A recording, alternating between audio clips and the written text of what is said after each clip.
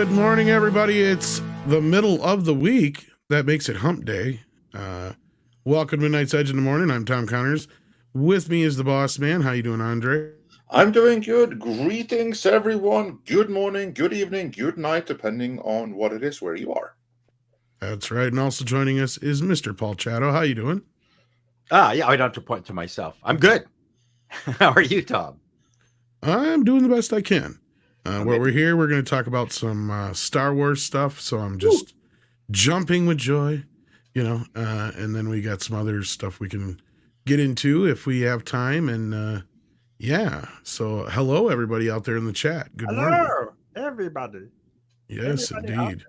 We should have the romper room thing. Where's the magnified? I see Billy. I see Janet. No one out there remembers that. I kind of do, actually. But yes, we have joining us so many people. Hit that like button, hit the share button, tell everybody we're live. In fact, I should do that myself since I haven't already. But good morning, everybody. So yes, Andre, we got a new trailer. I think it was last night or the night before, actually. It was night before, Monday night, because we watched it on Toxic Femininity. Yeah, it was Mandalorian just season 3 for the previous morning show. Yeah, well, it was way late considering it dropped way in the middle of the night during a football game. But yeah, so we're going to talk a little bit about that. Maybe we'll talk about a little bit of the ins and outs over at Disney. But we actually had a loss in the entertainment world, isn't that right, Andre? We did, and it is a loss that that I feel hits me pretty hard, because we lost someone who is associated with a lot of our, certainly my, favorite movies and favorite properties. And that would be producer Edward Pressman, who is described as a notable indie producer of Wall Street, Conan the Barbarian, Badlands, Dice at 79. Now, I do think that this description is underselling him quite substantially. The way that I can describe Eddie Pressman, or how I would describe Eddie Pressman, is by saying that he was Kevin Feige before there was a Kevin Feige. Way back in the early 80s and everything like that, when comic book movies, the kind of genre movies we have right now, were but a fevered dream, with the exception of Superman the movie, something that no one took seriously. No one saw the potential, not with these kids' toys and kid properties. Hollywood would have none of that. Well, Edward Pressman, he was the exception to this. He saw potential, he saw opportunity where no one else did. His first claim to fame here was, of course, Conan the Barbarian, because what sold him was that he was visiting a friend. We covered this in our Conan retrospective, and he was introduced to the Conan comics. And he looked over this, and he flicked through them, and he basically saw that, whoa, here is a whole realized world that's just waiting to be brought to the screen. Now, Conan was already big in the paperbacks, but it was the comics, specifically the Savage Sword of Conan, that did the trick, that made him pursue the rights, which led to the formation of Conan Properties Inc. and basically every kind of Conan movie. All of that, it began with him. Or rather, it continued with him. It began with the creation of the comics. But the comics led Edward Pressman to discover it, and thereby Hollywood taking an interest. So there was no bidding war among Hollywood to make a Conan movie or something. No, it was just Pressman, an indie producer. From there, he went on to do the exact same thing with He-Man. Again, he saw a potential where no one else did. So he was the producer behind the He-Man movie. Now, granted, there may have been more potential in the brand and in the property than what we saw on screen with that movie, but that's working with canon for you. The idea was fine. Good old canon. Love canon. What an era. So yeah, he really should have gone with that deal from Warner. We'd be in a very different place if he did. But Canon, they overpromised and underdelivered. Let's just put it that way. Then he was also instrumental in Judge Dredd. He was the one who made that happen.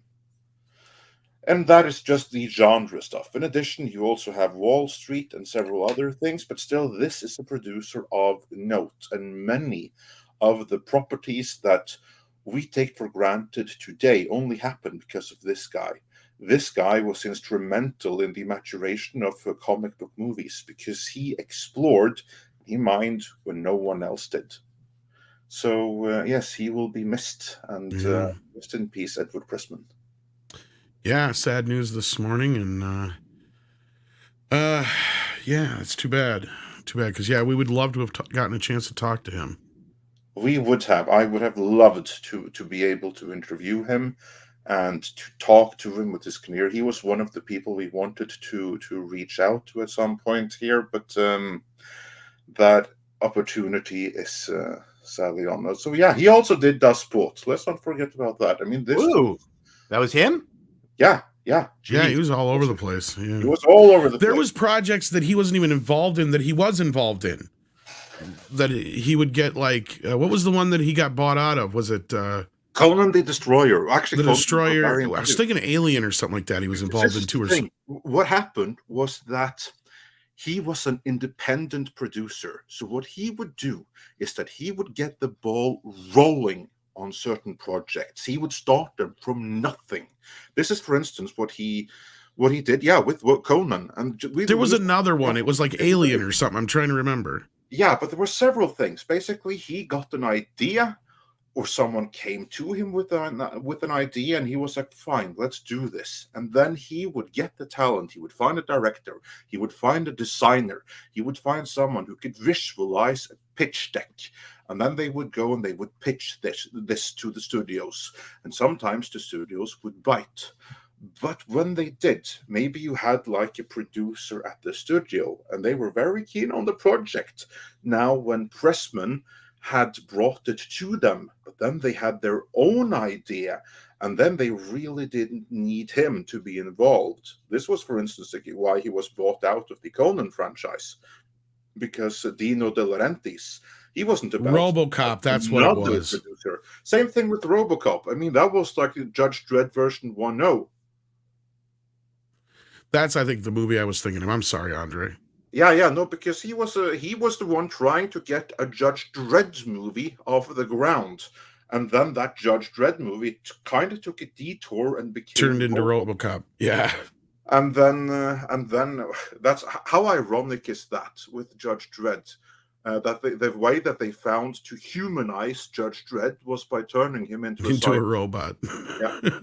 So, no, it's funny because we were just talking about that last night a little bit, and it's kind of odd because last night Nick had Dredd on. I hate to break the news to you. I didn't want to tell you ahead of time because I knew you'd be sad you missed it. But Dredd was the Toxic Tuesday movie last night we talked about. Yeah. And well, of course, I had hard to humanize Sylvester Stallone. So actually, it's the character of Judge Dredd himself, and of which Sylvester Stallone is just a. He was good. I like that Judge Dredd. I thought that was. I like that movie too, but it wasn't Judge Dredd. Yeah, it's kind of like one of those movies where it's a fun kind of.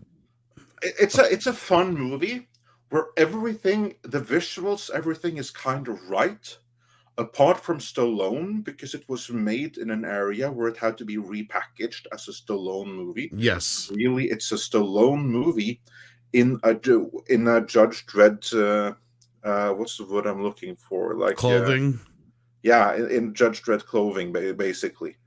But I would say, not to argue about comic book movies, it was more true to the original than iRobot was. Oh yeah, yes. Yeah, it doesn't. But we're talking like compared to like here's the thing, and this is kind of what we got on last night a little bit about, and this is why I brought it up. was because, you know, the original Dredd, like Andre said, the looks, the sets, the costumes, all that looked more like the comic, true to the comic. My God, everything looked true to the comic, but the story wasn't. Then you get to the newer Dredd film with Karl Urban, the look was subdued. Like, you know, they really kind of minimalized the look in comparison to the comics, but the characters and the story was closer to what the comics were. But I just happened to bring it up last night because I brought it up because it's another one of those properties where the thing that was inspired by, or basically a ripoff of, is more famous than. You know, like, you know, John Carter and all that kind of stuff inspired Star Wars, but Star Wars is the one everybody remembers. Conan inspired He-Man, but He-Man was a bigger deal in the 80s than Conan ever was.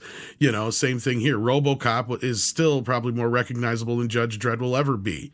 Absolutely. But the inspiration came from Judge Dredd directly. So, yeah. Yeah. And if you want to see a comic book accurate version of Judge Dredd, check out the 2012 version starring Karl Urban. Look wise, that's what I was just saying. Yeah. 1995 movie, as Tom said, is spot on. But the character as portrayed by Karl Urban, that's ripped straight out of the pages of the comic. There's like literally no difference. Yeah, to where Karl even refused to take the mask off. So yeah. Yeah. It was good. He one thing, he refused, and if he wanted to, he wouldn't have been allowed to, because he and the producers were on the same page. If only the current right holders of Dredd would be able to work with Urban that way, because he was theirs to lose, and they lost him through their own sheer fucking incompetence. But that's a different matter. Edward Pressman, he was one of a kind. He was a truly unique producer. I would have loved to meet with him, talk with him, and if I, in another world, in another life where I would have been a movie producer, I would have liked to have been a producer like Edward Pressman. Yes, rest in peace, sir. You will be missed. But let's see what the chat's talking about. Because they've got some Mandalorian on the mind and some other stuff. So let's see. Because like Master Clockwork asks, what happens if the Mandalorian goes over 88 miles per hour? Well, I'm much more curious. What happens if you feed it after midnight? Well, that we don't want to get into. But the flux capacitor, you're thinking about Grogu. If you feed Grogu after midnight, oh, all hell breaks loose. But the Mandalorian, if he goes over 88 miles per hour, you're going to see some serious shit. That was a line straight from the movie, and it didn't land. So, all right.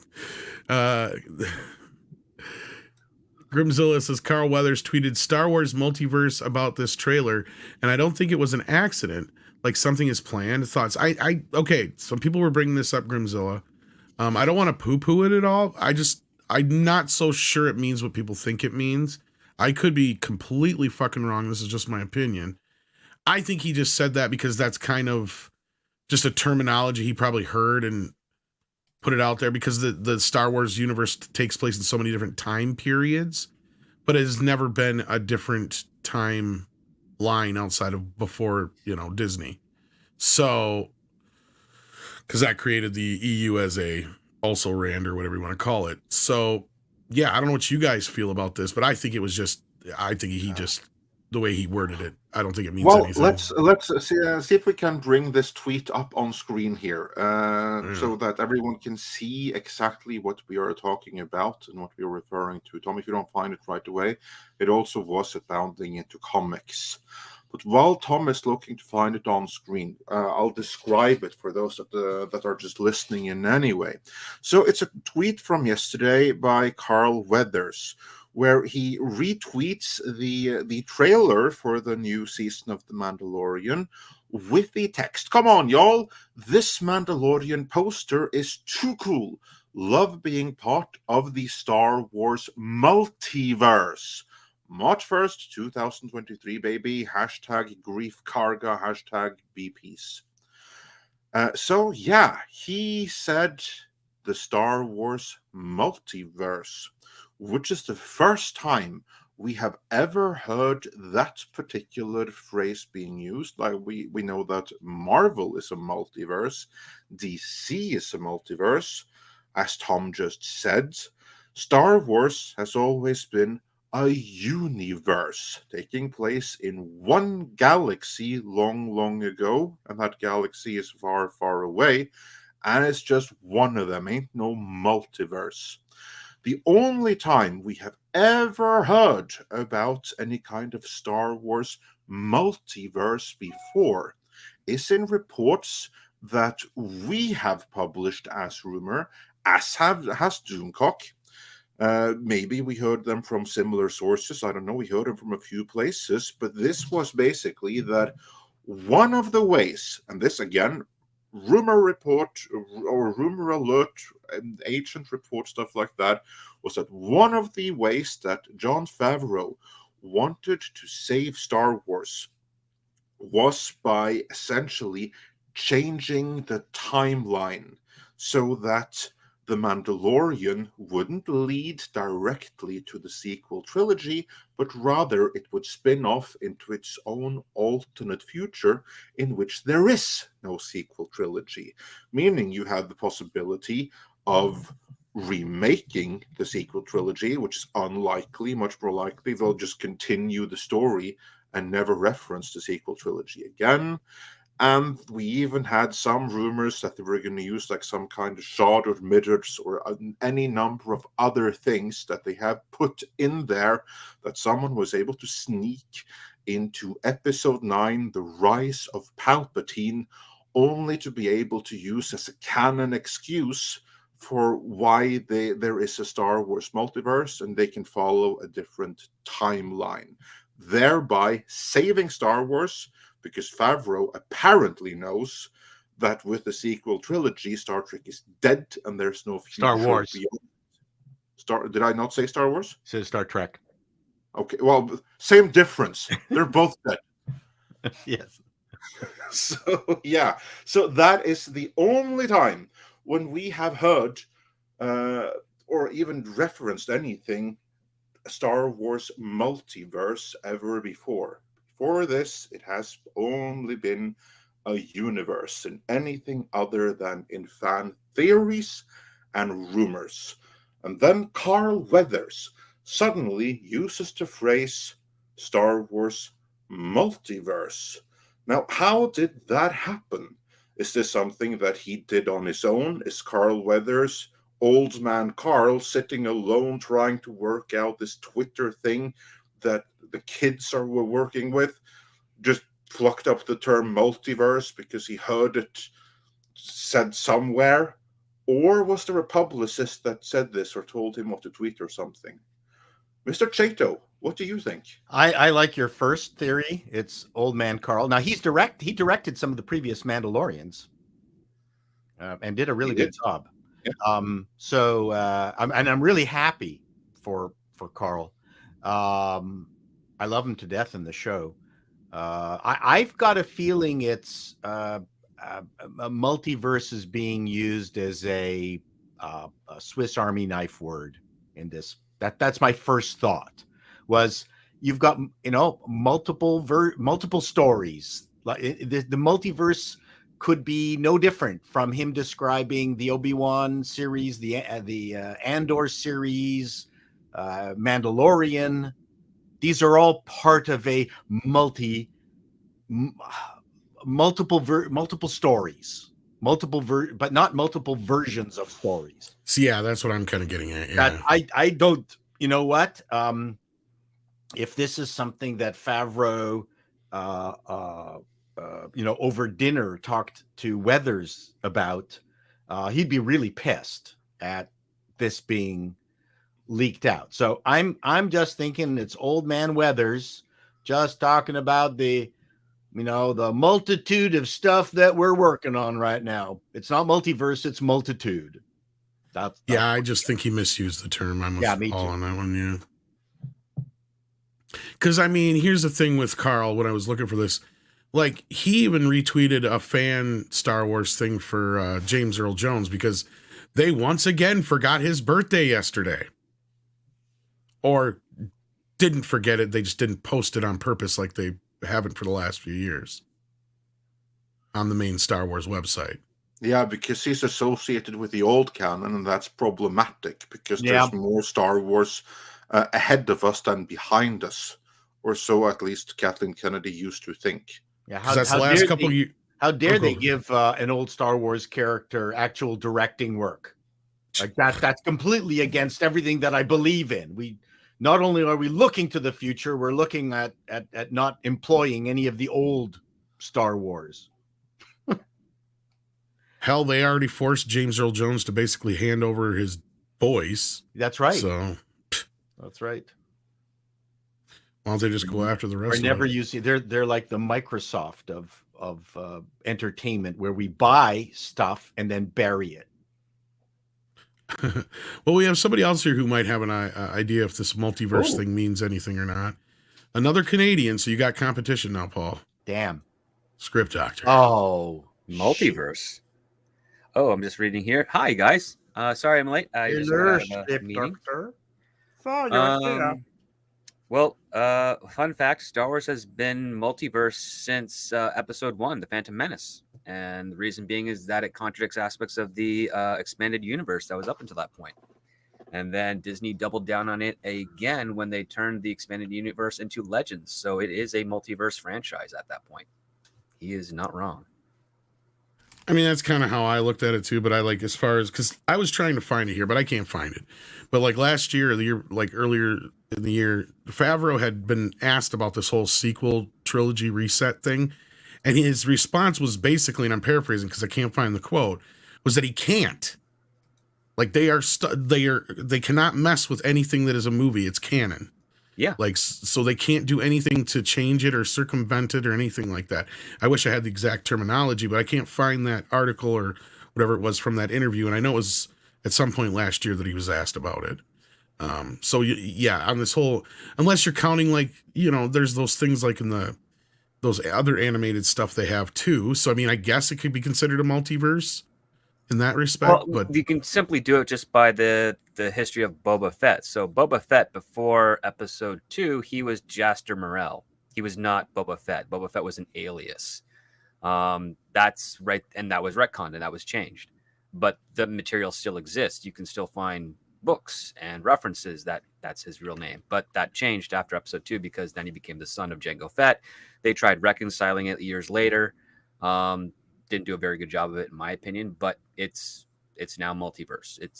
But this is no different from writing a sitcom. Yeah, you start off with the idea, and then you just keep on going, and then you find out after 30 episodes later that, damn it, I got to give a son, a bastard son that's been away for all these years to one of the characters. Damn it, Oliver.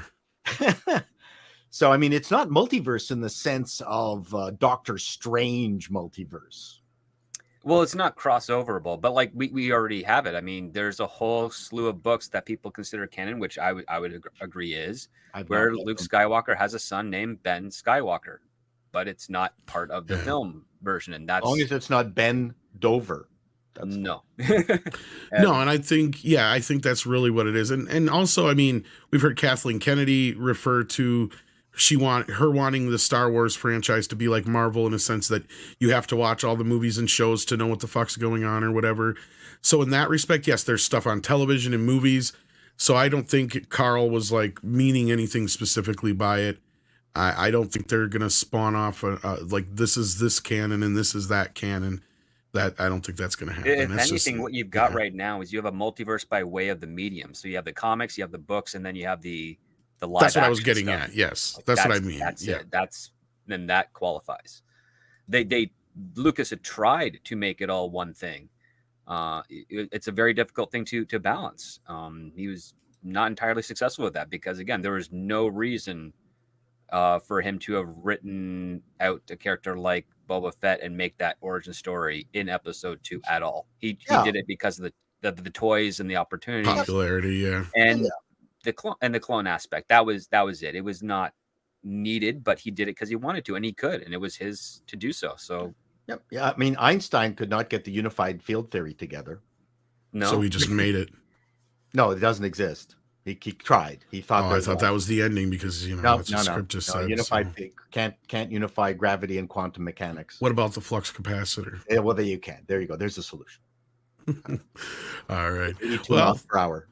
I think you got your money's worth on that super chat. And Dr. Longdongler sends his thumbs up sticker here.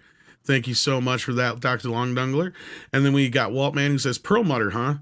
Too convenient for an excuse. I don't know. Where did Perlmutter come up? I can tell you exactly where he comes up. This is in reference to the Disney board war, or rather, He's still the alive? secret war that became heated up considerably, because now we see it was always at the board level. Perlmutter could be one of the people trying to fight Iger here. Now, this is something where I still have to do loads more research. Video on this is coming. I am in the process of researching this matter. I regret that it has taken some time, but there's been a lot of information coming out, and more is going to continue to come out, and we're just getting fractions of information of what's really going on here. But clearly, I would describe this as a battle for Disney's soul. This is something that Bob Iger has said before. Now, granted, none of the combatants, which is Team Iger on one side, and then it is someone else, and we do not know exactly who is on that side, but Susan Arnold was there, Chapek was there, and Ike Perlmutter is there. And I think, rather than saying that they are the ones that want to save Disney's soul, because that may be awarding them too much credit, more likely it is, we actually want to make money on Disney, rather than to see it tank to further a woke cause, or rather to tank Disney for the purpose of another doing something else altogether. Mm-hmm. We actually want Disney on its own to be profitable, and that means that they have to make the audience come back, which basically means that they are, even if their motivations differ, for all intents and purposes, they are fighting for Disney's soul.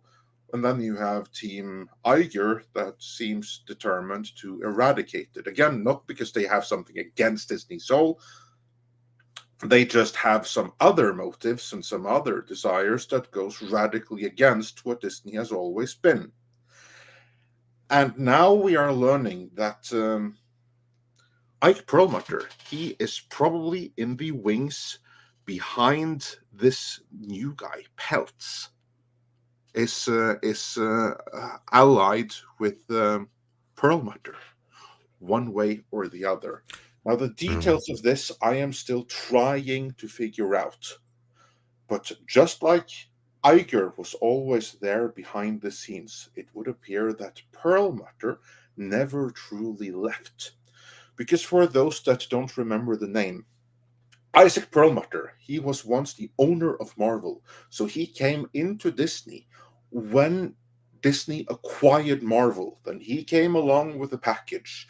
Now, Ike Perlmutter, he is someone who is known for being very, very frugal. Like, for instance, for the longest of time, he refused to let Marvel move offices. They had to be in their old, worn-down locales. They couldn't even replace their couch, because they might get spoiled, and Perlmutter would have none of that. He also was all about getting rid of the X-Men altogether. When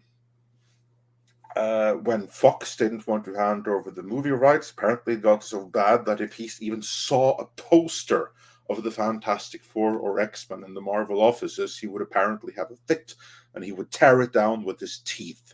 That's how it was described to me. And yeah, he was also the guy who there were no pictures of for the longest time. The only picture there was of him, and this is like right up until 2018, 19, that's the first time there was a public picture taken of him since 1987. Ike Perlmutter, he's also very good friends with Trump. He's a heavy Trump donor, so you can imagine that he's not going to go along great with Ike or anything like that. And he was also really important in keeping Kevin Feige in check, preventing him from spending too much money, preventing him from going too woke on projects. Now, granted, maybe Perlmutter took it a little bit too far. Maybe Perlmutter really does have some attitudes that are from an other era, shall we say. Like, for instance, he was one of those people that said after Iron Man 1, that guy who played Rhodey, he was too expensive. Fire him. I forgot the name of the actor playing Rhodey now.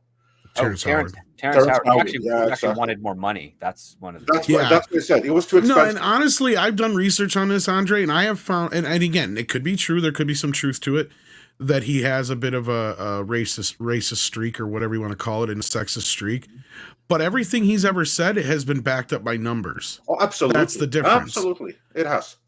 But maybe that prevented him. For those who want to know what we're talking about specifically, is he was ousted. Oh, go ahead. Sorry. Yeah. So basically, just to illustrate, then one of those things is that he was very happy with replacing the Rhodey actor with someone who did not look like the original actor at all. Apparently, I don't know if this is true.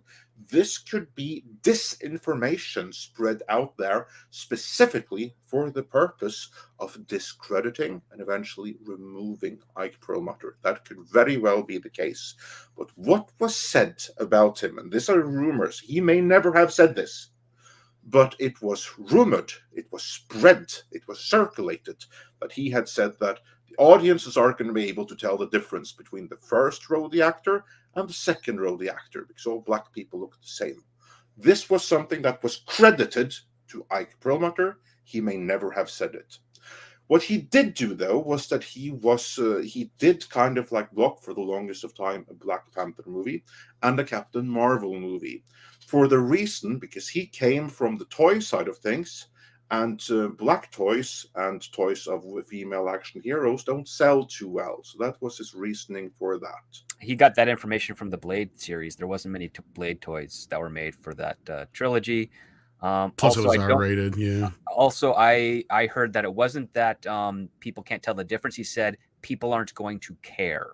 And that's a big difference. That's a big difference, yeah. But still, you had lots of things that were circulated around that time. Well, and he's somebody you kind of want to have around with all this financial stuff going, because, I mean, he was around during the 1929 crash. I mean, yeah, pretty much. He would have personal experience with it. Personal experience, you know, and probably the fall of the Roman Empire.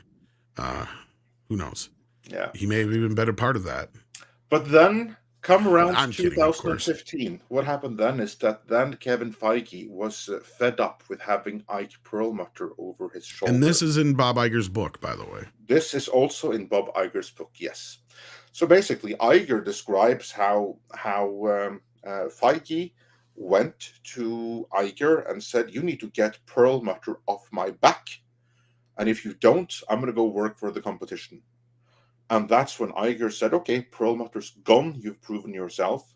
And so Perlmutter was ousted. And from that point onwards, Kevin Feige was completely unshackled to do everything he wanted. You're overlooking the moment when we had Kevin Feige on Bound. And that was the moment when the decisions that later would lead to Marvel taking a turn downwards also happening.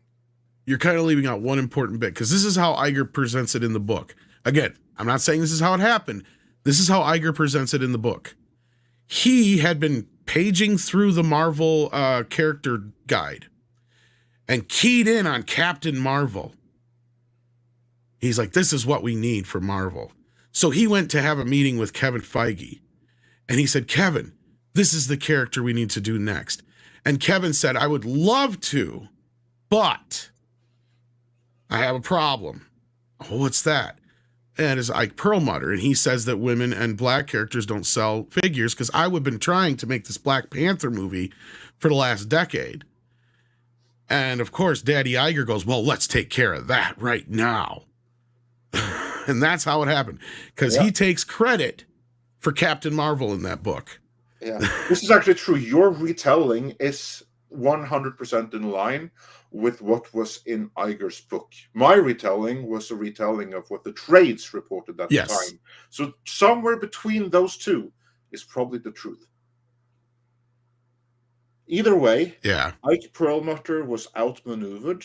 And they made him look like a racist, sexist pig to do it. Yes. And about 2 to 3 years after that was when the MCU peaked, which basically means that all of most of the decisions that would lead to the downfall of Marvel happened after Perlmutter had left. All of the stuff that we're seeing with Marvel right now, with She-Hulk and attacking the fans, none of this would have happened on Perlmutter's watch. But he also wouldn't have wanted to pay out some of these enormous paydays either. We also wouldn't have gotten. For instance, Captain America, Civil War, because that was a movie that was just too expensive, and Perlmutter wanted to cut corners, find ways of making it cheaper. We don't need that character. Because basically, at that point onwards, almost every movie became an Avengers movie and a 200 to 300 million production, and Perlmutter was against that. And I think also at that time, Civil War was slowly becoming an Avengers movie, is what you're kind of getting at. Because you're right, it started as a standard level Captain American film and then ballooned because they had to compete with Batman v Superman. Exactly. Yeah, Perlmutter, I think he remained on the Marvel television division until 19, and then he kind of was removed from that board. But as far as I know, he still has his financial interests with Marvel still, because he's still part of that. He hasn't lost his own connections. Yeah, I just don't think he has any vote anymore in anything or whatever. He's been stripped of any. I think he only has a financial interest. I don't think he has the ability to control or guide it anymore. I think that's all been taken over by the Disney side of things.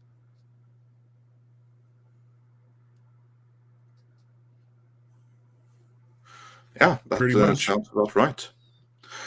And exactly what that means, how much of an influence has Perlmutter had the whole time, or is he trying to gain more influence now, and to what end? That I'm still researching. To be honest, Andre, and again, going off of, like you said, not having done all the research, this is just my cursory of the situation. I think he's trying to re-seize power. He's seen a weakness in the chain link, and he's trying to get back in. That would be my guess. Because, like, Script Doctor and I were just saying, he has no say or sway over anything anymore, and he's got to do it somehow.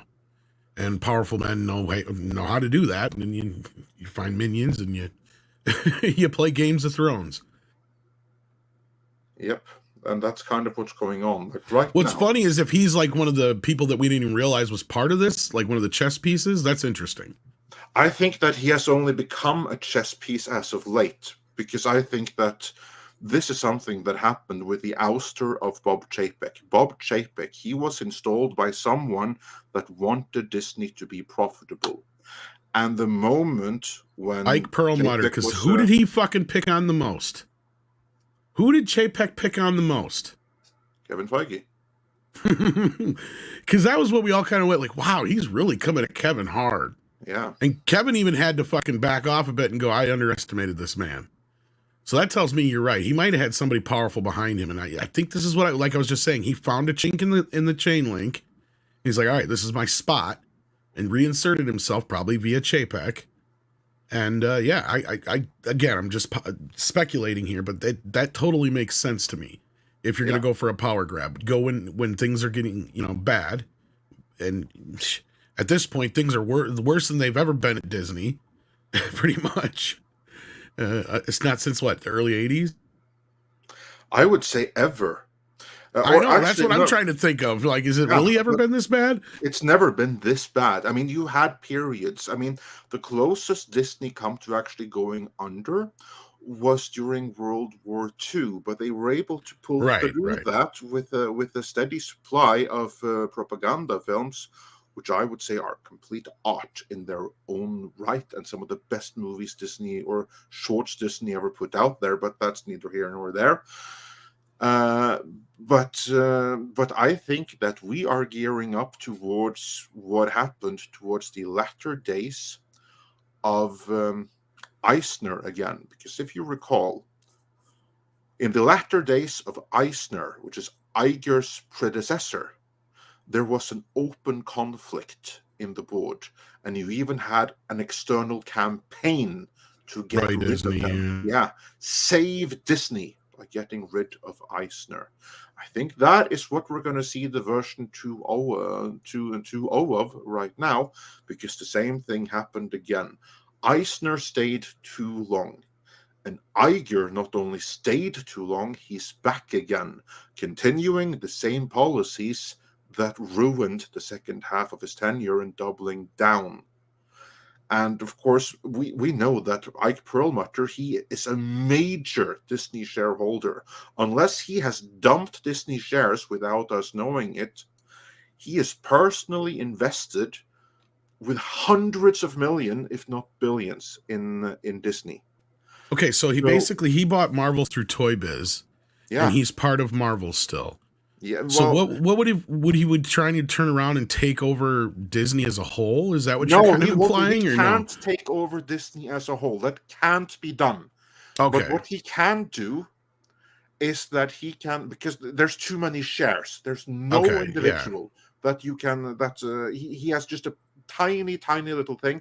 But what he has is enough that if he allies with someone else, he is able to get someone on the board. And if he gets someone on the board, he can maybe bring some more people over and start a descent on the board. Remember, board is where everything happens. This is right now a fight, not creatively with what happens on screen, but on the board. This is the proper corporate Game of Thrones happening right now. And if you play that game and you lose, you go the way of Bob Chapek. Well, it'll be interesting to see how that pans out here.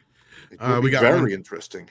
We got Montaro member for 7, who's been a member for Montaro, who's been a member for 7 months. Thank you so much. We got Northern Lights, who's also been a member for 3 months. Thank you so much. We got Zontar, who says, Andar set the bar too high for Mando to reach. Well, that's a good spot to really kind of get into our reaction to this trailer, because this trailer dropped during, I believe, a football game the other night. And then, of course, it went online. And it's more of a teaser than a trailer, because it's only a minute and a half. And it kind of just gives us a brief glimpse into what season 3 of Mandalorian is going to be like. And I even posited the question last night, does anybody care? And out of the audience, a majority didn't. Now, it was a slim majority. It was like 50 or 60-40 in the split, roughly. So we'll see how that goes as far as the ratings wise, because Mandalorian has been the one big thing that Disney has had to this point.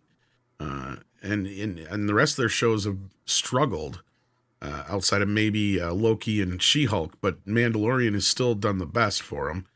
So what did you guys think of the trailer? Let's start with you, Paul. Or Andre, did you want to start somewhere else? Yeah, Paul, before you begin with your take on this trailer, where do you stand on The Mandalorian as a whole? Can you give us like your mini review of what you have seen of The Mandalorian, what you think of it in the larger Star Wars context, and how excited you are for it now going forward for season 3? I think The Mandalorian has managed to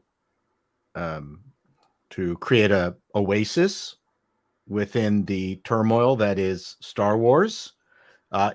For those of you who are old enough to have watched The Rifleman with Chuck Connors, that's what this is. And Chuck Connors had a son that he was constantly saving and protecting. And that's what the Mandalorian and Grogu are. This is the Rifleman. He's a man's man, goes in, does what he needs to do, had the really cool, I guess it was a Winchester rifle that he could load with one hand. And that's what you were always hoping to see every episode.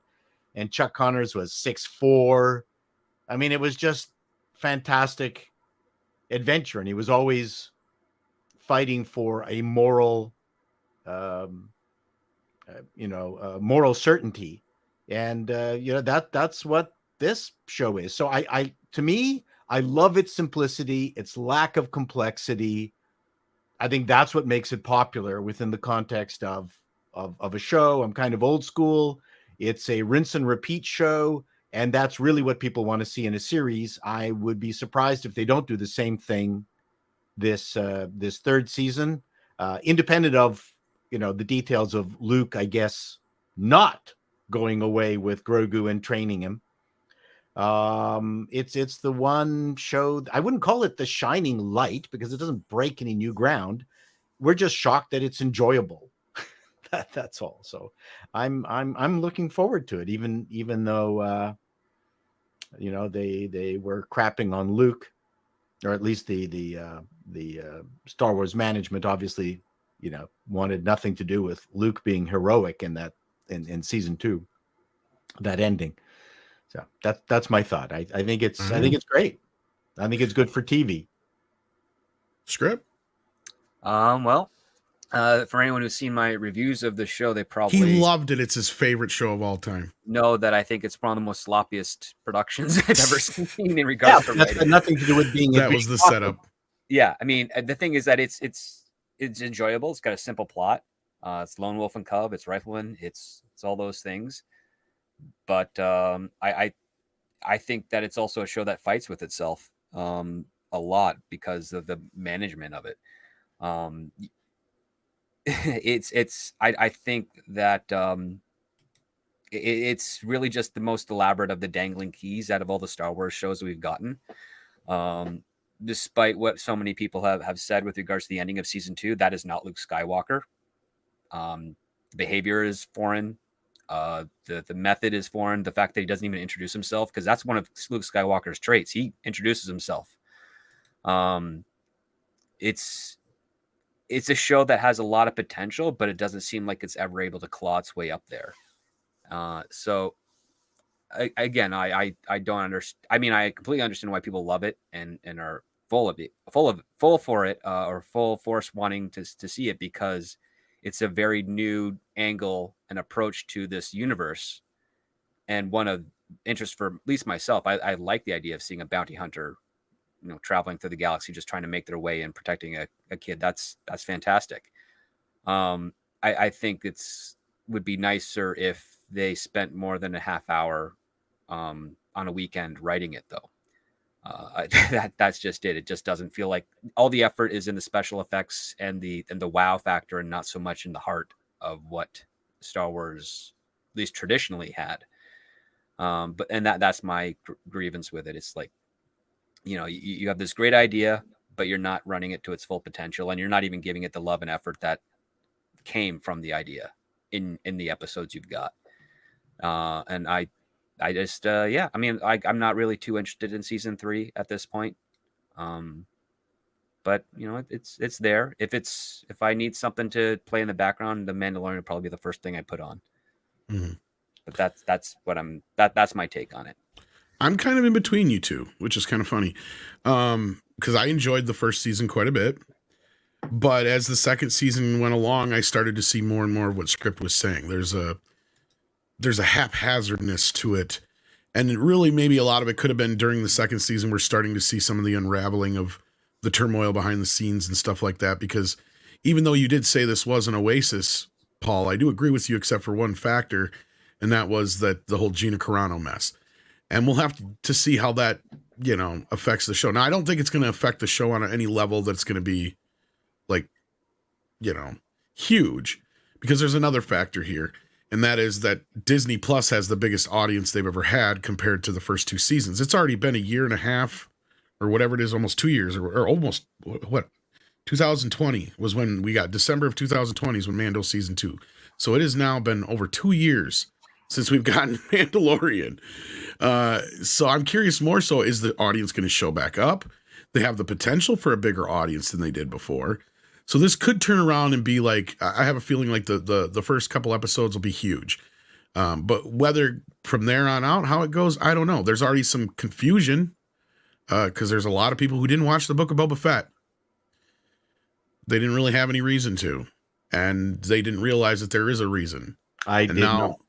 yeah, see, and there's a lot of people going, well, how did he get the baby back? You know, like, Is that in the book of Boba Fett? yes. Oh, thank you. And because we are not 100% sure, but we can kind of surmise that the obvious setup for season 3 of Mandalorian was going to be Grogu was going to be off training with Luke, so Mando could go do some Mando things. And when Gina Carano was taken out of the equation, everything got rewritten. And so they had to find a way to get those two back together, or I think it's a combination of that and the studio going, get that fucking baby back in the show. It's the only thing that sells anything. Oh yeah, Grogu's now a crutch. Yeah. Yes, that's the one problem. I mean, what a show that would be with Carano and Pablo wandering from planet to planet, doing their thing. What a great combo that would have been. Well, and I'm not even seeing what the original concept for season 3 was teased to be, and that was basically, the whole battle with the whole lightsaber thing, the black saber or dark saber, whatever they call it, between the two Mandalorians and that whole business. And that doesn't even really look like what it's going to be about now. This looks like it jumps ahead a few years, if you ask me, from the trailer. It looks like we've jumped ahead, because Carl Weathers' character looks like he's now like a senator or something or other. So he's clearly moved up the ranks to where he's at now. Oh yeah, the planet he's on looks, if it's the same Yeah. planet as the first season that we were introduced to, it looks like it's kind of flourishing. And it looks like That's what I mean, yeah. City. Yeah. That outfit is such a brand. Yeah. I mean, so I think you can post my 2 memes. I sent it to you, Tom. Oh, you did? Where, on Twitter or on your email? Oh, my email. Oh. And they're just so much fun, and other people are. I mean, you can kind of tell how the universe treats something when they start memeing it. You could tell that The Witcher took a nosedive after the first year when everyone was memeing the song, and then there was nothing equivalent in season 2. Like it stopped. Like all the fun stuff that came out of season 1 just died. So there is fun stuff, coming up supporting the next Mandalorian. You see it all over the place, which bodes well for it. It means there is some goodwill in there. Yeah, I mean, I was not as impressed with the whole Luke thing, but I know a lot of people were really touched by that. I cried. Well, as I say, a lot of people did, and I'm not going to make fun of anybody who did except for you. But I'm just kidding. So yeah, you sent me this here. Who is that? That's because he's Abby. in everything. That's Ella. Oh, Ella. That's Ella. Okay. So that's Ellie. That's the Last of Us. Because gotcha. he just Pablo seems to be in everything. Oh Lord. And He's then always protecting the little ones in everything he does. That's That's true. right. Same story. Yeah. Same story. Then we got this one here, the Madonna-Lorian. Because she's starting a new tour. So I thought, okay. Well, at least she's hiding whatever that hatchet job was that happened on her face. That is why she's wearing the helmet. All that. I was gonna say that's the best she's looked in years. I agree. I totally agree. Strike the pose. There's nothing to it. Anyways, yeah, I'm looking forward to it. I was kind of mad for a good long time with the Gina Carano thing, but I'm gonna watch it, see what the first show's like. Yeah, it would have been interesting to see where the show that she was supposed to not so much headline but be a part of, and then her show was supposed to spin off of from the Rangers, the Rangers show. But it sounds like that's dead. So we'll see. We'll see how they respond to her character, because I'm sure it'll probably be some throwaway line in that scene we saw with Carl Weathers, where he'll be like, "Yeah, she's off doing whatever," and blah blah blah blah blah, and that's it. Or that's the last we're hearing. They're still on the ship, and all of a sudden there's an explosion, and only the Mandalorian survives. Like Poochie. I have no idea. Poochie just went back to his home planet. Never mind. And that was the joke. You never seen the Simpsons Poochie episode? No.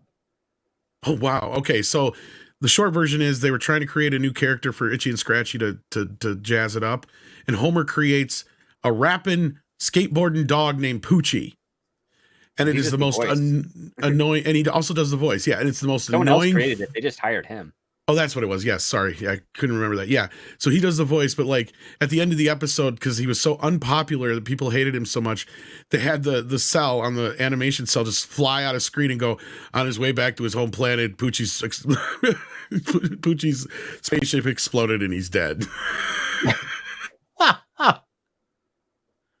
So there's no chance of him coming back. So yeah, if they Poochie her, then that would not bode well with the fans, is what I'm trying to say. But yeah, sorry. Yeah, God, it's been 30 years since I've seen that episode, and I still remember it. But yes, Zontar, I'm not so convinced yet the season 3 is going to be good, but it looks interesting. There's some stuff in it that I thought looked kind of cool, but yeah, this whole thing with the baby is kind of getting to the point where it's like you gotta find a way to move forward. I was disappointed that they didn't get rid of Grogu.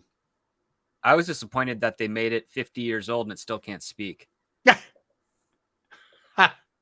But that's like most of the kids that are being raised in the educational system now. Oh, I forgot. Poochie also had Surfer Talk. That was his other thing too. Speaking of old shows, how come no one's talking about that 90s show? We talked about a little bit on Mead. We're looking forward to it. Pessimistically on Netflix tomorrow. Yeah, I saw the I have the scripts as well, but I also saw the first 2 episodes of the Night Court sequel. Oof. I was gonna say, I'm sorry. How bad was Night Court was woof. So please tell me how different it is. I actually liked it, Paul, but it's still I enjoyed the original Night Court just because the actors back then could act. John Larroquette is the only one that's actually putting on a performance, and I think he's even like partially phoning it in only because he's an executive producer as well. Correct. I think. Well, I was confused by the trailer script because, correct me if I'm wrong, because it's been 20 years since I've probably seen an episode of Night Court. Wasn't he the DA in the original, or the assistant or whatever? Because he was the prosecuting attorney, if I remember right, in the original show, and now he's the defending attorney in this version, right? Isn't that the flip flop? Okay, because like he's coming off like a woke, like the opposite of what he was in the original show, and I'm like, obviously he's doing it on purpose or something like that, but I don't get it. Nothing like that at all. Okay, so what's the deal with this then? He is technically kind of retired from the DA's office, and he is now a court summons officer. Oh, okay. And the only reason he is brought back is because Melissa Roach's character, who is the daughter of Harry, for some reason. Yeah, I remember that from the previews. She needs a public defender because the previous public defender just quit. Okay. And so she just begs him to do it, and he's just like, all right, fine. But he's still the same character? Or? He's still the same character. And he does struggle to try to believe that the clients are not guilty, because he does assume they're all guilty, and he sticks with that. They're all guilty. So he has to reconcile with learning enough about the clients so that he can properly defend them and do his job, which is to give them the best defense. Okay, that's what I was seeing. That part he believes in, but it's just he has struggles with it. It's how do I want to put this? It's written by Dan Rubin, who he's been around for a bit. This is also one of, I guess, his dream projects that he wanted to do, because he worked on Unbreakable Kimmy Schmidt. He did Men at Work. He was one of the co-producers there. Neither of those shows I liked. Good work. He was also on Scrubs. He worked on Scrubs for one episode, I think, if I remember. He's a certain type of comedy that doesn't gel well with what Night Court was, and it's also very much predicated on the fact that the rest of the cast isn't there. In fact, John Larroquette was the only one who agreed, because they gave him the producer credit, the executive producer credit. Everyone else that was offered, that's still alive, sadly, just refused. They didn't want to do it again. Because there's not very many of them left alive. That's the other problem. How was Roche? She cannot act. Really? I thought the character she was doing in The Big Bang Theory was a very low-hanging fruit type of character. Right. But I don't know what she's doing in this show, but she's not, there's nothing to her. She's not even mimicking Harry Anderson or anything. She's trying to be cheery and jokey, but she can't sell it because it's not her. Like it's basically like I'm watching her interview on the Conan O'Brien show. Even Harry Anderson was really not a character in the He was that's because it was technically his vehicle, right? Like it started he was a out, it prop was and magician comic like that. And yeah, that's it what was they wrote his it around. show. That Yeah, was, yeah. I found him the least convincing actor in that show. He was, yes.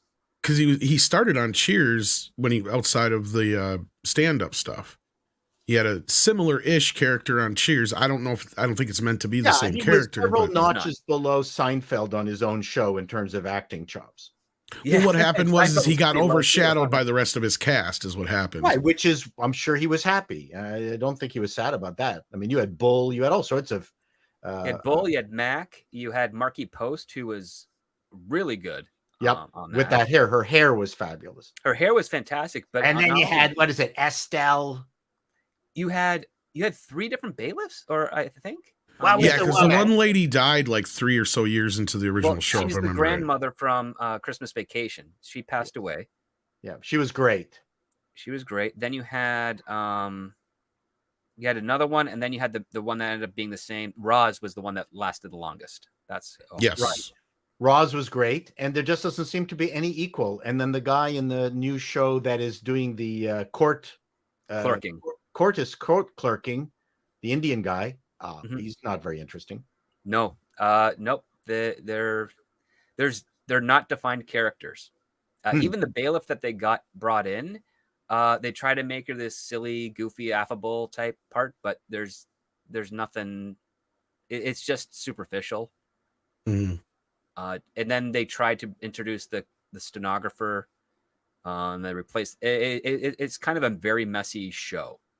Like if someone were to come to me and say, "Hey, do you want to do a night court?" I'd be like, "Sure." I'm not going to make it a legacy like a genetic connection to Harry. I would use the kid that was in the first few seasons named Leon, who is this person that Harry kind of wanted to foster but couldn't.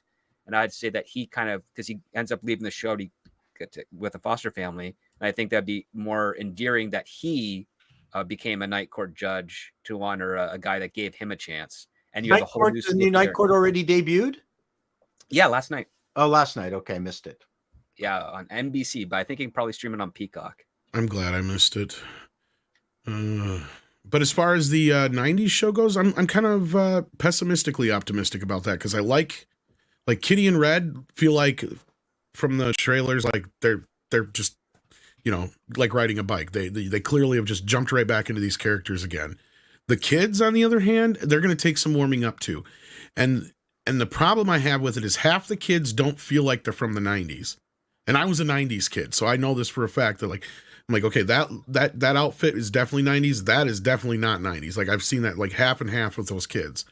And then the other thing I don't like about it is they got the kids doing the same shit as the original kids, when it should have been like, yeah, you could have had them doing things in the same places, but have them doing their own thing. You know what I mean? Like that, I think them trying to make them fill the roles of the old kids is going to be a problem.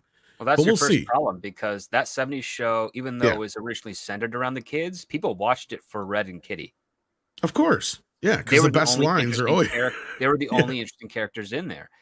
There's a reason why they were able to swap out some of the kids as the show went on, and the show still succeeded to a degree, is because it's Red and Kitty. Red and Kitty are the show. It's the inverse of Glee, where the creators are like, oh, yeah, it's about these kids, and they have to worry about their 70s problems, and they have these parents that are kind of just around for guidance and, a reality check. But people loved Red and Kitty so much more that they just started to use them a bit more effectively. And in the reverse, Glee was supposed to be about the Glee teacher, the Glee club leader, who's a teacher at the school trying to, do this program. But he was so boringly written that the kids ended up taking over the show. And luckily it was only a 10-page script because they just sang for 40 minutes. And it was the exact opposite dichotomy. They leaned into it. This here, the 90s show, I think they're on the way that they're advertising, it feels like it's still more of a Red and Kitty show. Yeah. And that the grandkids are going to just be feathered throughout. And I think that'd probably be a better take. But I don't even know how many people on the writing staff actually have vivid enough memories of what it was like in the 90s for them to give us something authentic to that. I know, like, most of the original creators of the 70s show are part of the show. And you got to remember, a lot of that show started in the 90s. Yeah, so 90s. Yeah, so I have a feeling they'll do all right. Like I said, half and half I'm on it so far. I'm trying to think what was special about the 90s. Nothing. The internet. It was dawn of the internet.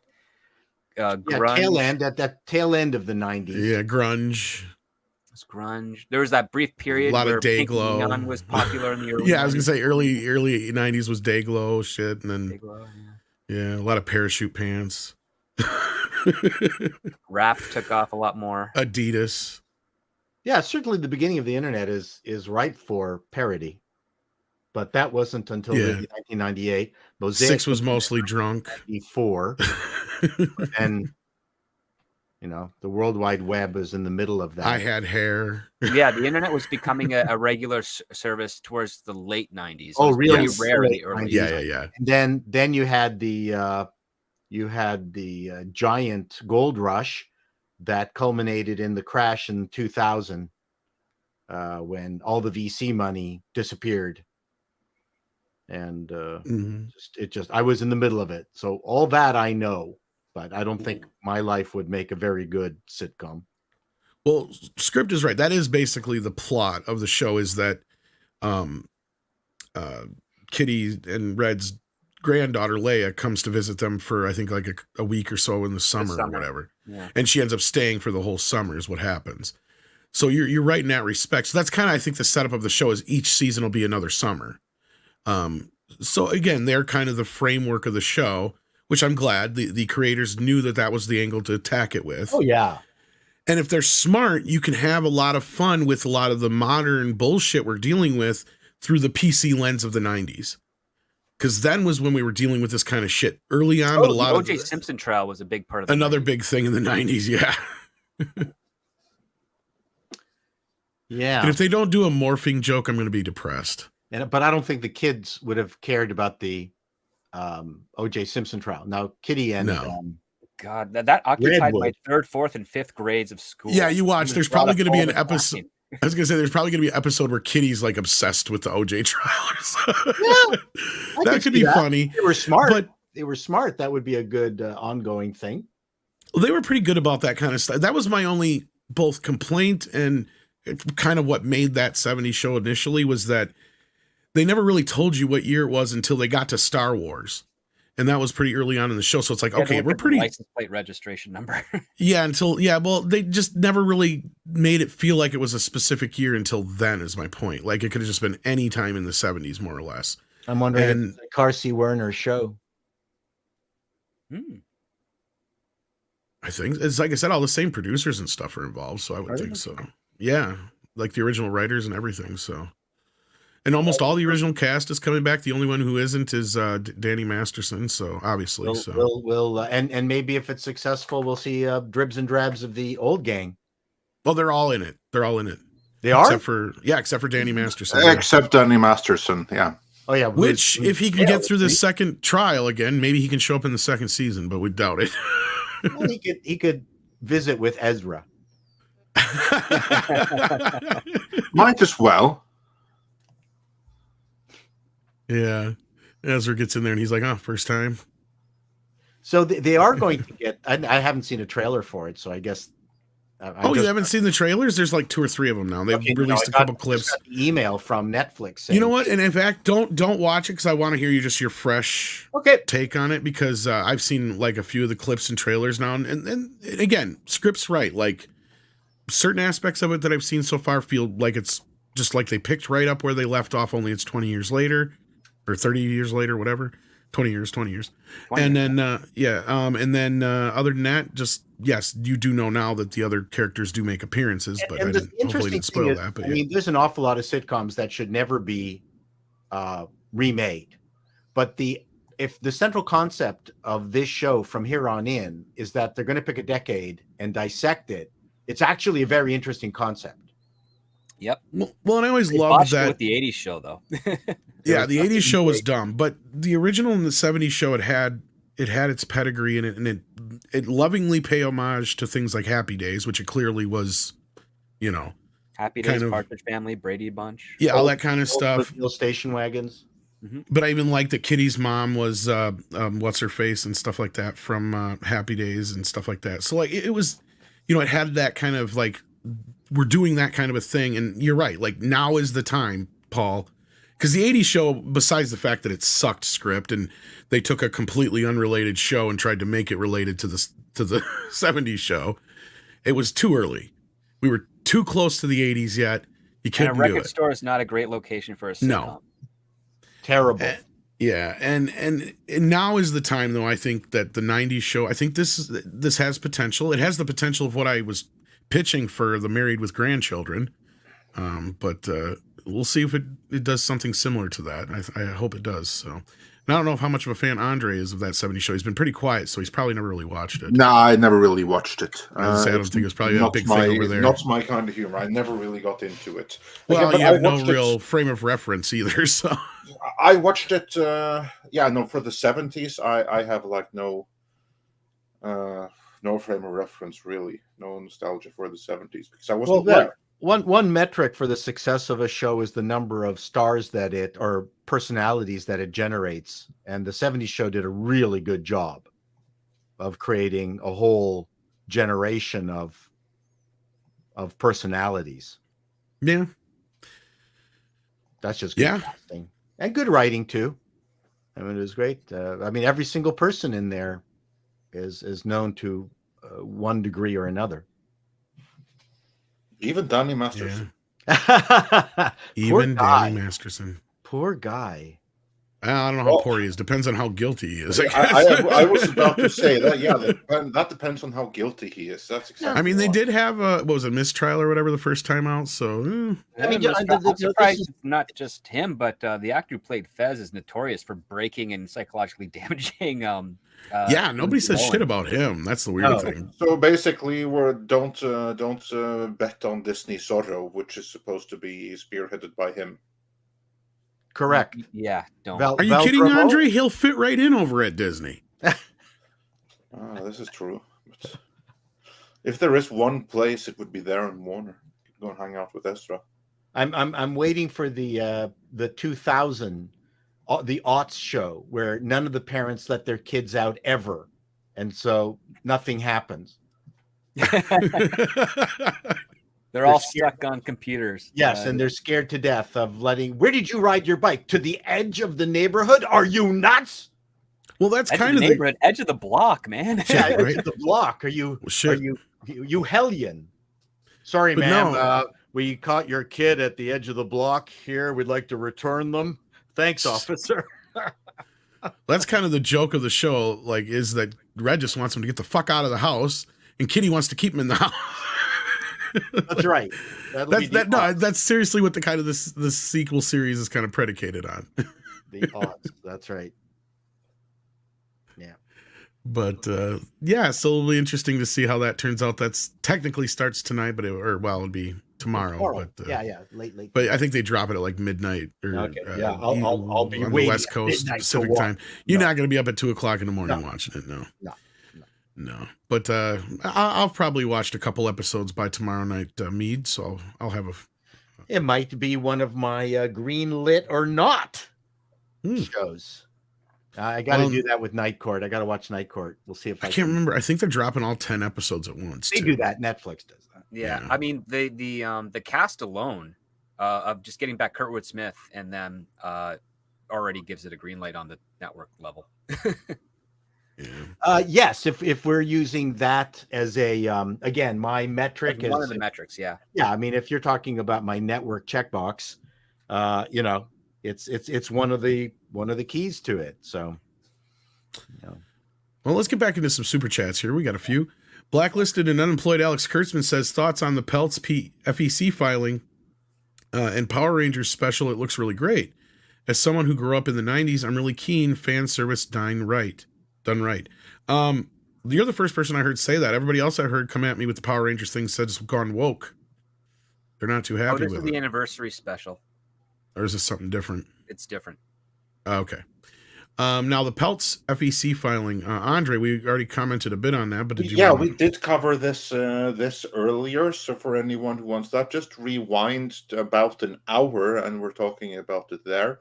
And a whole video about it is in the process of being researched and will be out before long here.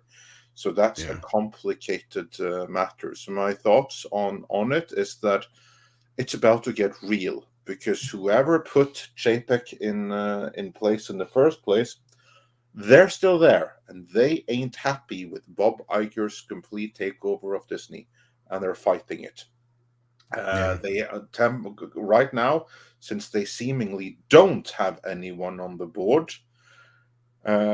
It's an uphill struggle, to be sure, and the advantage is Team Iger's, decidedly. But we'll see if there's anything they can do to change that, if they have any kind of cards up their sleeve. So it'll be really interesting to see what happens in the next few weeks here. Camelbot Killer says, didn't Rebels: A World Between Worlds negate that whole line of thought? They could go back in time and change the future. They can go back in time and erase the original trilogy.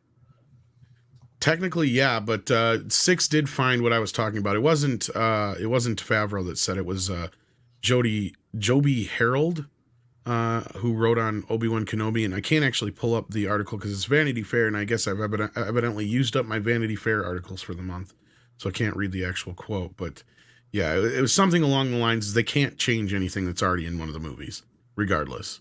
So, as much as the world between worlds and other things would be nice to use to erase said trilogy, it could also be used to erase the original trilogy, as was just pointed out here too. So be careful what you wish for. We're overthinking this. Yes. If I got the job, which I never will, I just go, hey, gang, we're doing 3 more sequels. Forget about the old ones. We're going to follow up from the number 6, 7, 8. Yeah, we're going to redo number 7. It'd be 9, so it'd be 10, 11. We're going to redo 4, 5, 6. Yeah, we're going to redo 7 and just 7 to 9, and that's it. Have fun. I don't see the amount of thinking that's required in this. Oh no, there's none. It's basically just we're treating the original sequel trilogy as Highlander 2, and we're just making another set. That's it. Done. Yep. Stop. 100%. No multiverses, no special devices, nothing. We're gonna rebrand that sequel trilogy Legends, because we've already gotten away with it one time, and we're just gonna do another episode 7, 8, 9. Thank you very much. Have a good day. That's it. If they wanted to really salvage Star Wars and get fans excited, nothing would work as good as doing just that. Yep. That would really charge everybody up. And then my favorite saying comes in. I would go into the my staff room of employees, and I would walk in and go, everyone, don't fuck it up. And then I'd leave. And then that would be my management moment. Yep. That's it. That's and all that needs to be done. You can do a trilogy, and you don't need Han Solo or Leia, because you don't. I mean, again, you used Luke as the Obi-Wan guiding mentor thing, and you just have the story with him and his students, and they're doing their own thing. Yep. Exactly right. Doesn't matter. Maybe you pull a Wakanda and have some kind of funeral, for Leia. Or you have a memorial ceremony, an anniversary memorial ceremony. Memorial goes to pay his respects to his sister who has passed away, and let's say that it's it's her kids that he's training. Make it more family. Yep. Again, because we didn't have Bail Organa on the original trilogy, yet he's in the prequels, and you didn't have we didn't have Palpatine until the last episode of until the Emperor in episode 6 in the original. So you don't need those characters to always be back in the next story. You can pick and choose and have fun and explore whatever, as long as you're. Does that mean I get to die again? You get the kids from Jabba the Hutt, who are nice, just small worms. Yep. So no, there's just so much you could do with what's there, and you don't have to retcon anything. You just make it the Legends series, package it up, put it in a bow, put it in a bonfire, and then leave it. Don't overthink it. Exactly. There you go. And then we have Pilgrim Media, who says, I'm going to Universal Studios and I'll like it. Well, there you go, Pilgrim. you like that. And then Robert says, I like Joker when it was called Falling Down with Michael Douglas, and even more when it was called Taxi Driver with De Niro. What do you all say? Well, yeah, we all made these Well, comparisons. King of Comedy back is then. the closer. King Yeah, of Comedy, exactly. Let's too. not forget about that one. Yeah. But I'm fine with this. See, to me, what it reminded me of, because at first I was kind of resistant, but like what it reminded me of is like when you're watching like a TV show, and, you know, they obviously do an episode that's inspired by a story or a movie. Like how many shows have done a Christmas Carol episode? Oh, yeah. You know what I mean? So to me, that's what it kind of felt like. It's like, oh, so they're doing a Joker show, but this is the Taxi Driver and the King of Comedy episode or whatever. And every sitcom and every show basically has got the evil version of the lead character. Yeah. But he's got a goatee.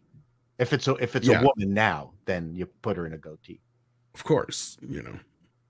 But yes, so like in that respect, I had no problem with it. I actually enjoyed it more than I thought I was going to. But oh yeah, nobody's denied that it's all these other things in a Joker story, which is fine. I think it worked. But we have JWT6577 who says he would have prevented Civil War. I've heard all I need to hear. Hashtag Team Ike forever. I take it you weren't a fan of that film. Blacklisted and unemployed Alex Kurtzman has been a member for 5 months. Thank you so much. Then we got Little Miss Marshall who says, I want to be hyped, but Gina is gone. It hurts. Yep. Yeah. Fair. We'll see how that affects things going forward. Because, again, I don't think that's going to have a huge effect on the numbers wise, but we'll have to see. Lance I think Corporal it will have indirectly. Indirectly, yes. Yeah, But indirectly by way of Gina Carano being personally cast by Jon Favreau as a load-bearing pillar because he needed her for the show. She was needed creatively. And now she's written out. So basically the whole series has now been creatively compromised. I think that's going to affect the viewer's experience of it. And that is going to affect viewership numbers. I don't think that views are going to be gone because of Gina Carano directly, but through the whole domino effect that started with her firing, I still think that's going to affect ultimate viewership. So you know what? I'll bet you she's back in the series, but later on it's going to be a surprise. We haven't heard from. Well, here's the thing. Script has pointed out many a time, and it's true, as a few others have, that she was never technically actually fired. They just didn't renew her contract. Somebody just went out in the press and said she was fired. Anyway, so there's my rumor. But we know people that know her, and they've pretty much said that she would never go back anyway. Oh, okay. Now the one thing that this is a weird thing to say in terms of the potential success of The Mandalorian 3 without her is that she's not managed to do anything new of significance. If she had managed to nail something really hard and become well known for it, then that would have been more problematic. But she's disappeared. Well, I don't know about disappeared, because I mean she's still working and making movies and stuff like that, but like she's not on the Emily Blunt. My point is that no, you're right, but that's my point. At the point where, here's the thing, is you're right 100% in a sense that nobody knew who the heck she was really before she was in Mandalorian. And even then it wasn't until a few months after when I finally, I don't remember exactly what it was, but I said it on one of the shows, whether it was Midnight's Edge or After Dark or this one, where I said that one of my relatives had asked, what's this whole goings on with this lady from Star Wars? So it finally had started kind of leaking into the normies, but that was kind of what I was going to get to, is that's why I think it's not going to have a huge significance on the numbers wise, because the normies don't give a shit. They don't have any idea of all this stuff going on, you know, her being canceled or any of that kind of stuff. Right. It had just kind of started to reach those kind of factors. It was my dad, actually. That's what it was. He asked me about it. That's right. He goes, what's this deal with this lady from the Star Wars show? Because he had seen it on the news or whatever. Well, the first time I saw her was in Deadpool. Yeah. Well, that's the thing, is other than Deadpool, Star Wars has been her biggest thing. And you're right, Paul. And that's where I think between the numbers that they have now on Disney Plus, the normies don't give a shit. the amount of people that are going to not watch it or whatever because of her, I don't think it's going to factor in too much in the end. I'm just saying it's dissipating more than maybe people anticipated, but we shall see. I think it's going to Mandalorian. But she has a very loyal fan base amongst our community, and I'm not going to deny that. And I think that is going to affect it amongst they will never us. see the show now because of it. And I believe that. I do believe that. And I was just saying that, like in like the listeners out there and people that watch our show and whatnot, I do feel like there's a lot of people that are turned off by that, and they're not going to. And I don't blame them, because she's a really good. She's a better TV actor than a movie actor. She doesn't, so far at least, doesn't seem to have the royal jelly to fill the screen. But TV is all about bringing a friend into your living room. That's really what television is. It's a much more personal medium, and Gina Carano really she has a comfort aspect to her for a good supporting character. There's something comfortable about seeing her. That's exactly why Jon Favreau went specifically after her. Like, there was no open casting call or anything like that. That role of Gina Carano, of Cara Dune, was written for Gina Carano. I didn't know that. Because Favreau knew that she embodies everything I need for that role. No, she may never be an A-list or anything like that. No. She has just the qualities needed for that role on screen. And television is really good about that. And maybe she was the first female warrior character outside of Xena, where I was just going to say, she pulled out a giant, heavy piece of artillery, stuck it on her hip, and I went, okay. She's not this 5 foot, 90-pound girl taking down 6 foot men. But if she was, it would be believable because totally she would do it in reality. Well, and that's what I was going to say is like where she was at the trajectory of her career at the time was she was on that road to being like the new Lucy Lawless, right? Like maybe not A-list star, but we know who she is to a point. She has a show. If she ended up getting a Cara Dune show, she definitely would have been in that pantheon. Yeah. So, but unfortunately, shit happens, and this is how it turned out, but well, she fulfilled her contract, and unfortunately, certain powers that be were like, "Yep, that's it. We're not doing anymore." And even though certain others were like, "Well, we really want her," they said, "Tough." Yeah, and then Little Miss Marshall did say that Gina did say she'd go back after her Expo tour. Well, this is news to me. I mean, obviously we know Jay, who knows her and stuff like that, and he's talked to her and other things like that, and. As far as like he's kind of let it be known that she probably wouldn't come back. But then again, it'd be interesting to see if she did. Would be very cool. Again, it all depends. See, like Andre and I have said this kind of stuff before. These things are only impossible until they're possible. Exactly. And they're possible when, certain weather changes happen. What we mean by that is regime changes. Park their egos at the door. Yeah. But if I'm the executive in charge of production and I'm a whore, I'm putting her in. Yeah.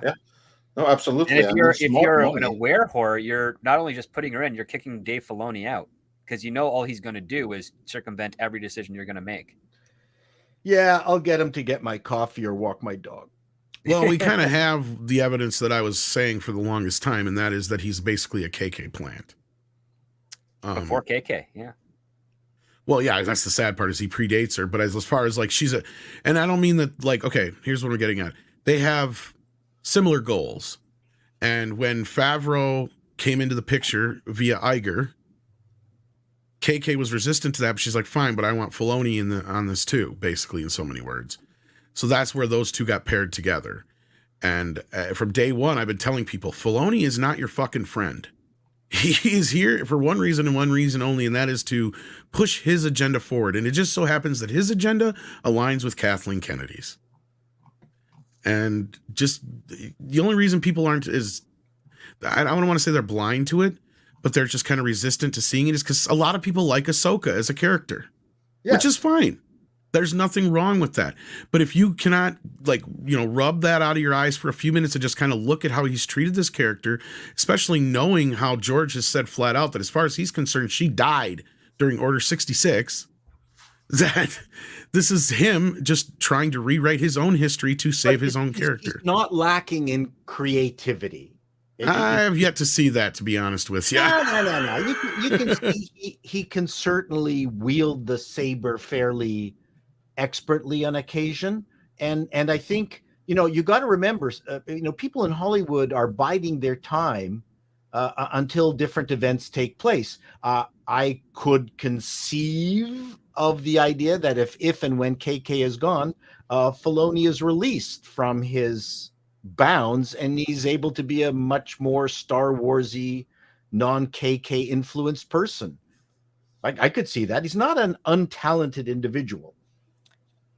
Well, he does contradict a lot of his stories, my understanding from what he does. But the other part, too, that I think is kind of very disrespectful to its own franchise is the fact that he created a character and he's been trying to insert this character into the most pivotal points of recognized lore within the existing franchise.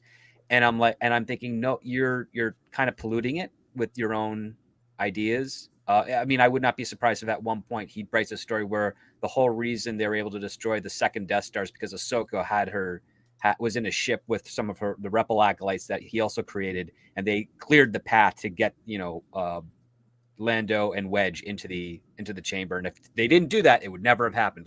That's the type of stuff. Of course, he would do that. Yeah, because that's the JJ syndrome. Well, and if I was Favreau, I would have put him in his place during the whole Mandalorian first season ordeal, because Favreau flat out said in one of the interviews that he trusts Filoni to be there to help him, guide him through the things that he doesn't know. And because this is the guy who's been working on Clone Wars, and Favreau did work on a few things with him, but he doesn't keep up with all this shit.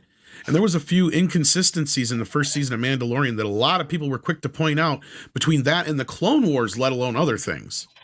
For instance, like the whole Black Saber deal.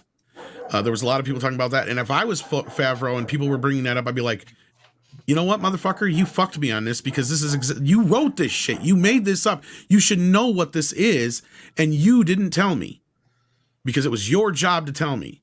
And that's where I would be at this point, because it's clear that that's what this guy is doing. He's just furthering it in, so he's shoving Ahsoka in everything.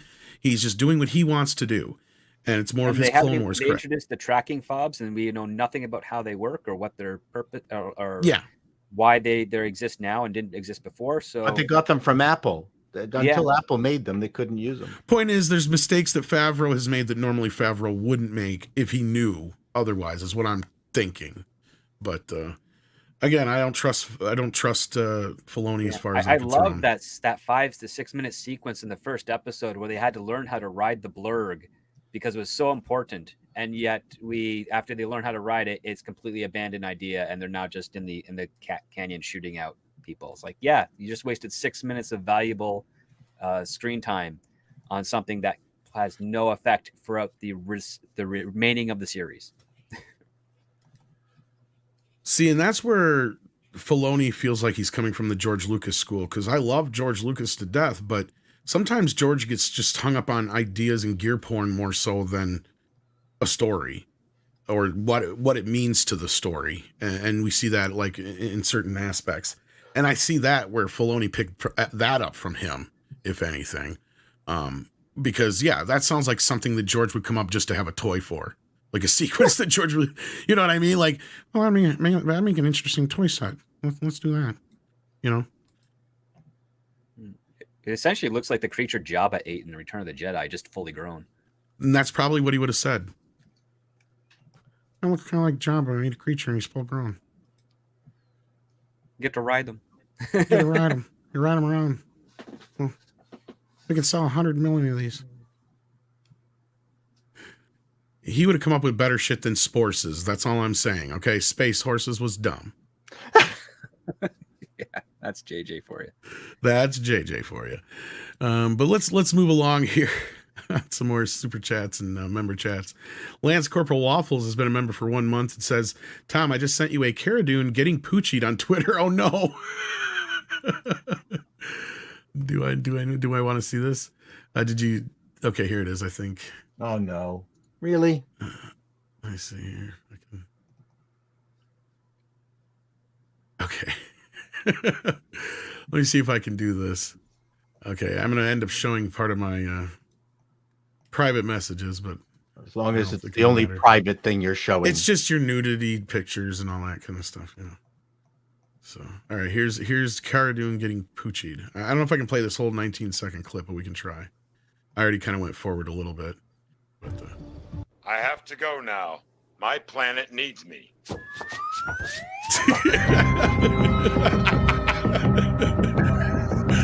yeah, that's exactly what they did on The Simpsons. Yep. Thank you for that. That's awesome, Lance. That was Good pretty much what I turnaround time meant on that too. yeah. Well, it looks like it may have already existed from Ed Leicester animation. So, Leicester. Leicester. Leicester. I think it's pronounced Leicester. There's Leicester yes. and then there's Leicester. Yes. Yeah. Oh, okay. Those damn British. There Damn are British. letters in there that you can pronounce, you know. I know. It's Proper English. You have so many places like that, like Gloucester and stuff like same thing. That's like it's written Gloucester, but it's pronounced Gloucester for some weird reason. Yeah. I never could figure out. Marksman They of want to 11.7. ignore syllables. Yeah. Marksman of 11.7b says, so Pacific Rim has an anime on Netflix. Seen it? No, this is the first I heard of it. What? You just got Chato interested. Yeah. I was going to say, isn't this kind of like a weird, like... Isn't Pacific Rim just a live action version of an anime? I was just going to say that. Isn't that kind of like a worm eating its own tail because it's, or a snake eating its own tail kind of thing? I don't think that's new. I've seen an animated version of Pacific Rim. Okay, maybe there's a new episode. Could be. Okay, I have to look that up. I'm honestly not sure. And now while you're looking that up, Nelson Sharita asks Andre, I have a question. What is best in life? I was kind of anticipating that. Today it is, as always, because I can't think of anything else, to crush your enemies, see them driven before you, and hear the lamentation of their women, which I guess in a Disney setting would be something along the lines of to crush investor expectations and see Chapek driven before you and hear the lamentations of the shareholders who want to make money. So, yeah, something like that. I just want everybody to be nice to each other. What That is would be best something. in life? What do you want for? What do you want? What is it? What's the song? What do you want for life? Is that the Tubes? Oh, I don't remember. It's been so long since I heard it. What is best in life? Well, you know, like a little horsey and a little mule. That's what's best in life. Yeah. In following the rules. Let's see. Can't believe that's what Schwarzenegger turned into. Yeah, let's not dig into that. Pacific Rim. I was looking it up here. It's actually a whole animated series. Yeah, To a 2-season series. I had no idea. I've So a total seen of some of 14 it. episodes. Yeah, I've seen some of it. I was never into Pacific Rim myself because I was. I thought the first one was all right.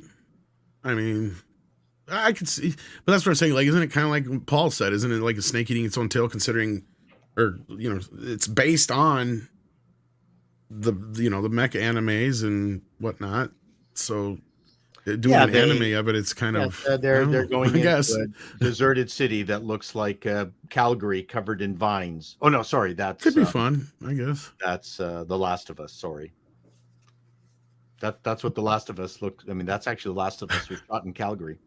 Yeah. They just covered it in dirty vines and dirt, and it's hard to create an apocalyptic world and make it convincing. And to think they could have just shot it in San Francisco. I was about to say that depends on where you film it.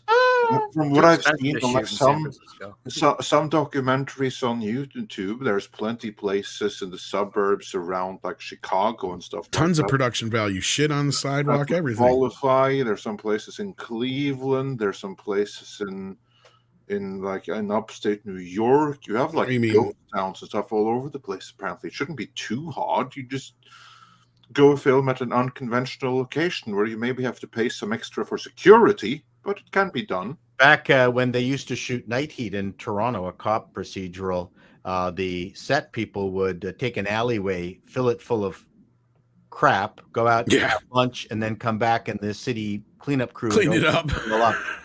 And they went, "What the hell? What's going on here?" We dirtied this alleyway on purpose in the Toronto Toronto cleanup crew already cleaned it up. You buggers, stop it! Stop being. They didn't have security there to protect the junk. So yeah, you need security to protect the junk. Yeah. So basically, if you're filming guerrilla style, then do it fast. Are you kidding? We imported this junk from New York. Do you know how much that cost?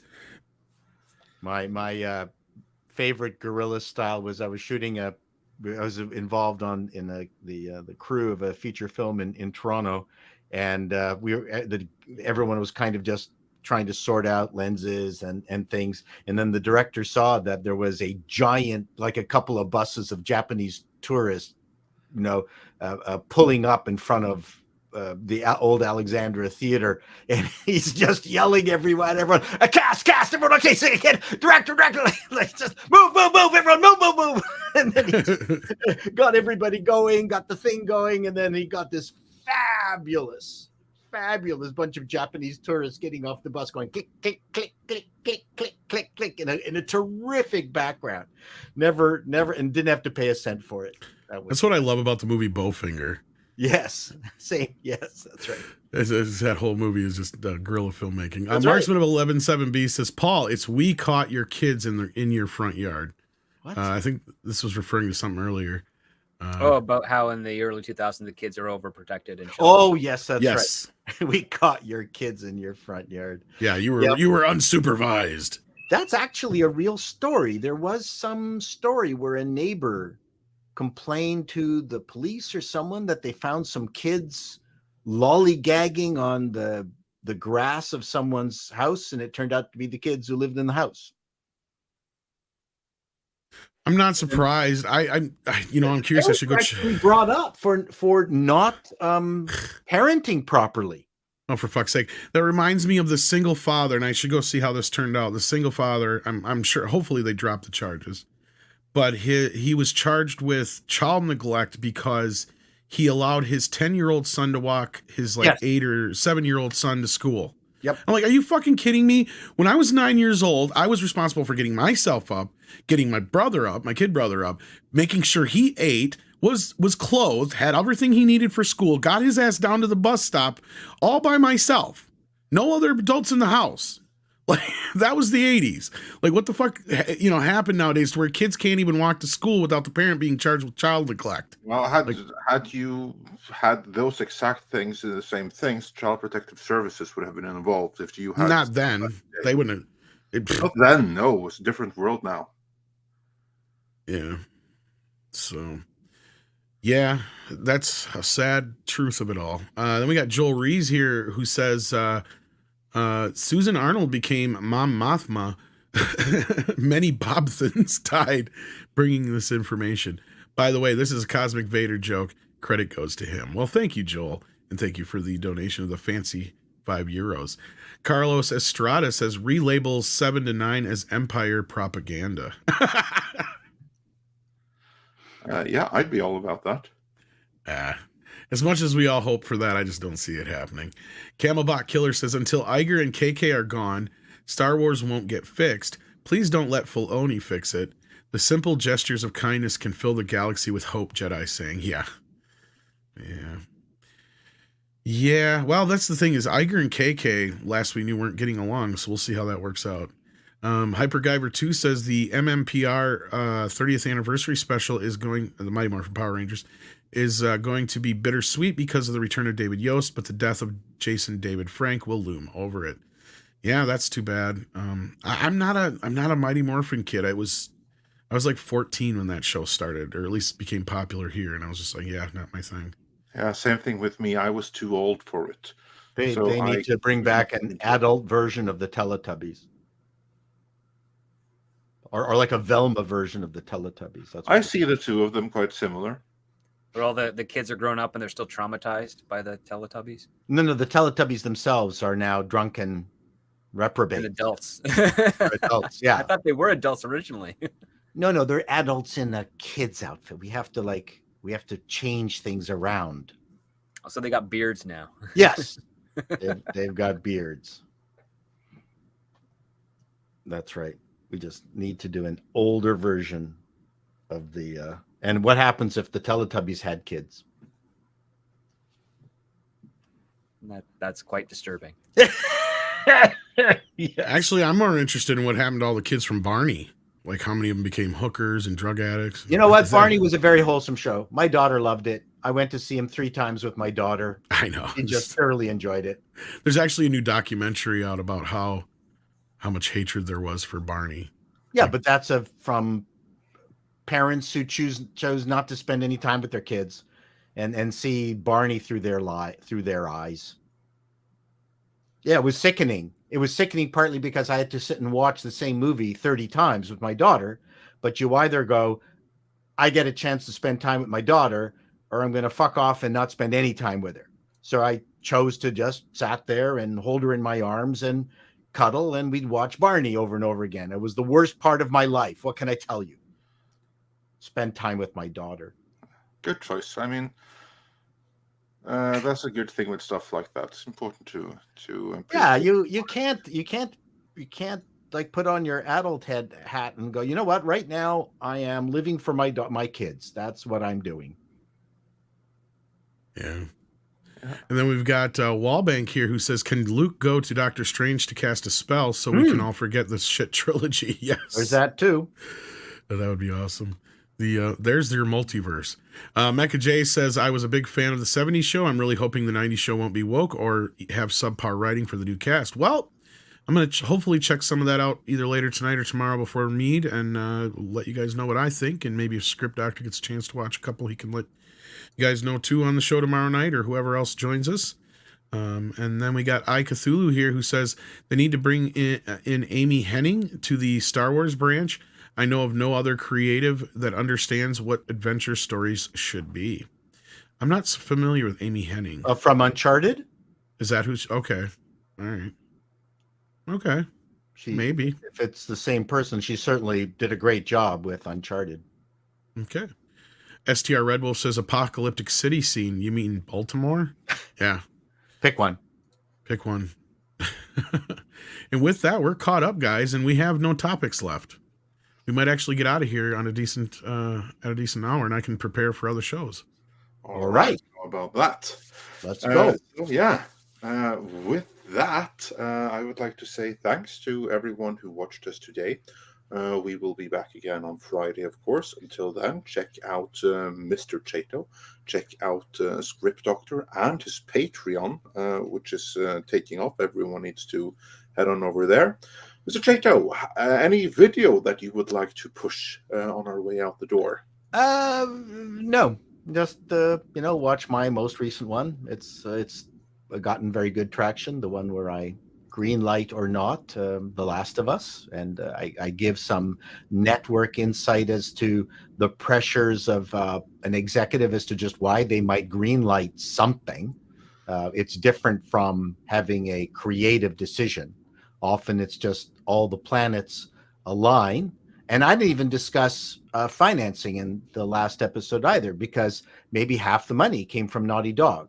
So there's just a lot of reasons why a show gets on the air. Fuck and Naughty Dog. Pardon me, what? Fuck Naughty Dog. What?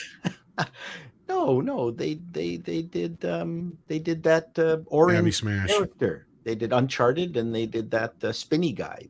You're not aware of the whole thing with Naughty Dog, are you? And YouTubers. I am, but I don't care. I was going to say, yeah, because they went after a bunch of videos for no good reason a couple of years back. Yeah. Well, let's not forget that they also did the Rings of Power for the Sega Mega Drive. Yeah.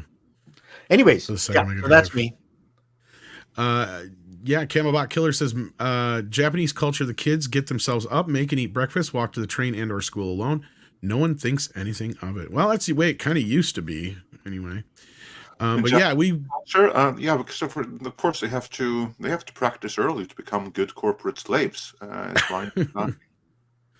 and as Lee says, fuck Naughty Dog. Yep. F current Naughty Dog. Okay, let's go before we get more chats. Yeah, we're getting out of here, guys. See you later on. Oh, we got a little bit more from Camelbot here. It says their country has a reputation of being safe. Yep. Camelbot, stop it. Well, that was the rest of his thing. We got 4K for you later on today. We're going to be talking about one of the most important sequels in history. It is the first movie with the actual number behind the title and not a Roman numeral, and that is Jaws 2. is coming to 4K Blu-ray. So we're going to talk about that and some more. So see you guys on 4K for you later. Other than that, Andre, anything to plug before we go?